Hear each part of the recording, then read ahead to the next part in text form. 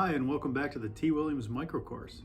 Today we're going to tackle another micro solution to a rather big problem that businesses face, and that's client retention. We talk a lot about attracting new clients and bringing in new business, but a lot of focus should also be on retaining the clients that you've attracted and making sure that they have a great experience and they're going to stay with you and give you repeat business, possibly even tell their friends and bring more business to you. How do you keep everybody on that same page so that they're all delivering that wow experience? I'm talking about customer experience all the time. How can we make our customer more happy? How can we make sure that what we're doing is easy for the customer to our clients to understand and do business with us? So I have daily meetings with my with my bookkeepers and my staff. We have monthly meetings. We're always talking about customer experience, customer service. What can we do more for our customers?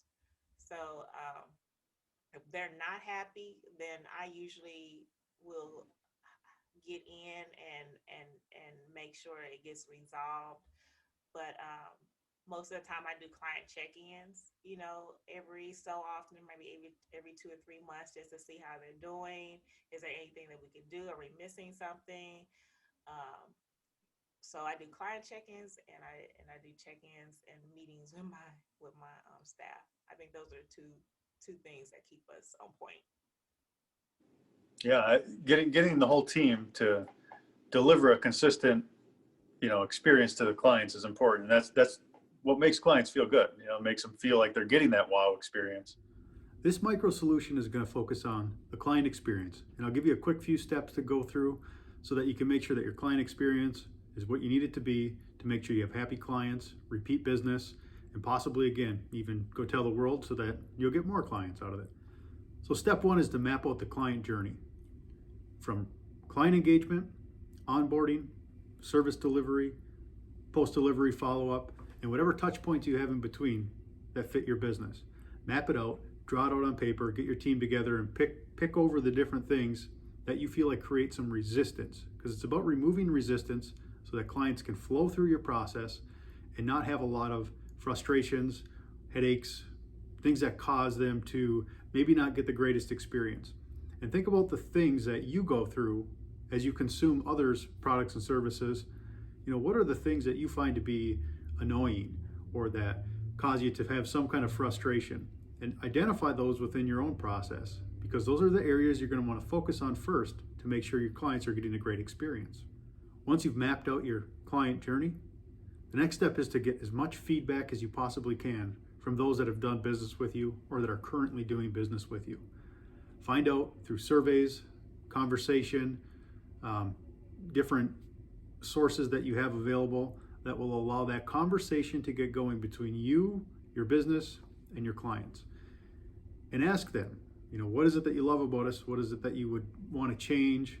Look at the negative feedback, look at the positive feedback, pick out the areas that are causing frustrations, that are catch points, that are causing resistance in your client journey that you need to smooth out. Once you've identified these points of resistance, redraw your client journey, remap it in the ideal form. So what would it look like if there were no barriers? How would you make this the most pleasurable, least resistance type of experience that you could possibly do? If you think of an experience that you've had that stands out as less than ideal, typically it's going to be because there's some point of frustration or some catch point. And as a business owner, then you have two options. You could either work to smooth those out or eliminate them, or at least make them feel a little less miserable than they actually are. And there's a lot of examples of people doing that. It's the reason why when someone puts you on hold, there's some kind of calming, relaxing music. It diffuses a bit of a frustrating situation. Or when you're in a waiting room at a doctor's office, it could be a tense situation. But to make that experience a little better, sometimes there's a TV with something on that would make you relax, make the time pass a little easier. There's always a stack of magazines. For kids, there's usually toys and things to play with. So what can you do to either smooth out those points of resistance, eliminate them, or at least make them not feel quite as bad as they would if you hadn't otherwise put something in place to make it feel better?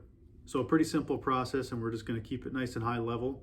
Map out your journey, get feedback to find any kind of resistance, as well as what you can identify yourself, and then look to either smooth out those points of resistance or make them at least feel a little less not so pleasurable. And then once you've done that, get your team together, get everybody on the same page so everybody's working in sync, and each day everybody's working to make that experience a little more pleasurable for your clients.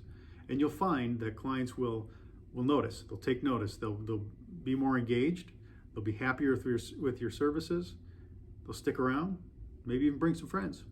So there's the micro solution for this week. If you want to learn more about this topic, T and I do discuss it a little bit deeper in our P's and C's of business strategy wrap-up video.